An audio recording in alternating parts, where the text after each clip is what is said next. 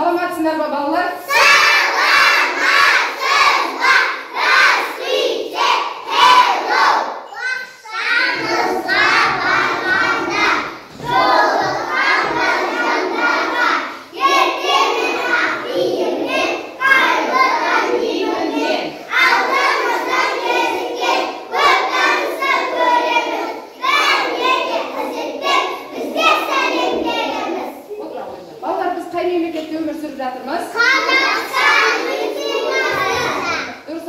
Еліміздің бас қаласы қай қала? Астана қаласы екен. Ал біздің президентіміздің аты-жөні кім? Қасым-Жомарт Кемелұлы Тоқаев. Балалар, біз қай қалада тұрып жатырмыз? Шымкент қаласы. Дұрыс айтасыздар. Біздің балабақшамыздың аты қалай аталады? Ал тобымыздың аты ше? Балауса. Дұрыс айтасыңдар. Балауса тобы екен. Балалар, бізде бүгін сауат ашу сабағы Р әрпін өтеміз. Алдымен біз қазақ тілінде неше әріп бар екен есімізге түсіріп алайық. Қазақ тілінде неше әріп бар? 47. Дыбыстар нешеге бөлінеді? 2-ге. Қандай болып? Дауысты және дауыссыз. Дауысты дыбыстар қалай айтылады? Еркін шығады. Дыбыстар айтылғанда аузымыздан еркін шығады екен. Ал дауыссыз дыбыстар қалай айтылады? Кедергіге ұшырады.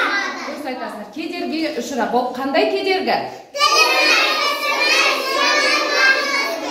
Дұрыс айтасыңдар. Тіліміз, тісіміз, ерніміз, жағымыз кедергі жасау арқылы шыққан дыбыстарды біз дауыссыз дыбыстар деп айтамыз. Балалар, енді мына жерде 42 әріп тұр. Осының дауысты дыбыстары қандай түспен белгіленеді? Қызыл. Дұрыс айтасыңдар. Қызыл. Ал дауыссыздары?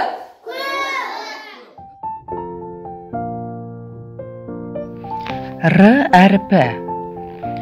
Раушан гүл. Раушан гүл. Арба. Арба. Қарға. Қарға.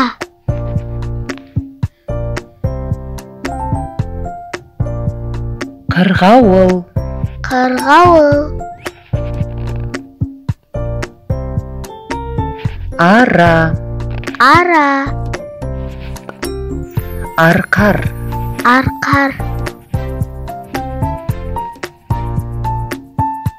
Сиқыршы. Сиқыршы. Ара. Ара. Радио. Радио.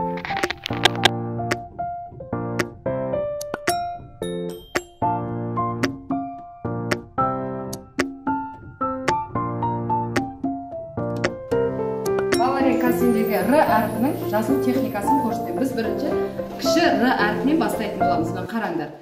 Мына сызықтан басталады, аяғы екінші сызыққа шейін жетеді.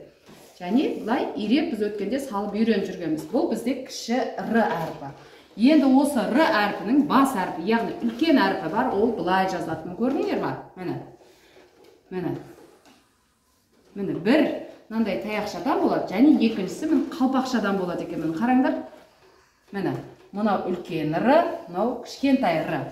Енді біз осы жазып болғаннан кейін үлкен Р мен кішкентай Р-ны қосып жазатын кезде бұл мына жерден бүйтіп сызықша шығады, және одан кішкентай Р-ны былай жалғастырып жазып кететін боламыз. Р әрпіне байланысты жаңада кішкентай ғана өлең шумағы бар екен, соны бірге қайталап, осыны жаттап алайық. Менің атым Қарға. Менің атым Қарға. Бардым ұшып жарға. Бардым ұшып жарға. Қарным ашты қалған.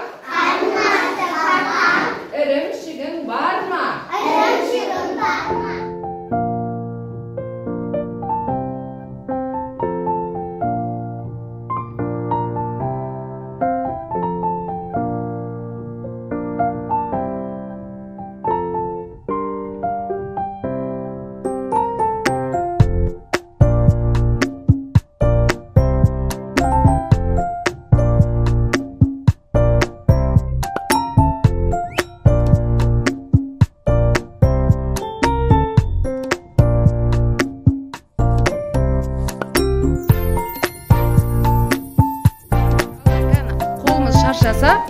Жаттығу жасайықшы кән, орнымыздан.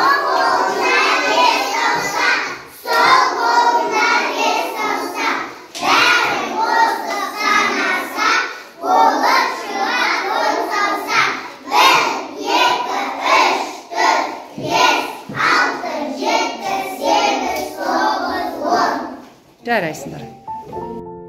Сонымен балалар, бүгінгі өткен Р әрпі туралы тағы да есімізге түсірейік. Р әрпі дауыссыз дыбыс. Ол сөздің басында, ортасында және соңында да кездеседі екен.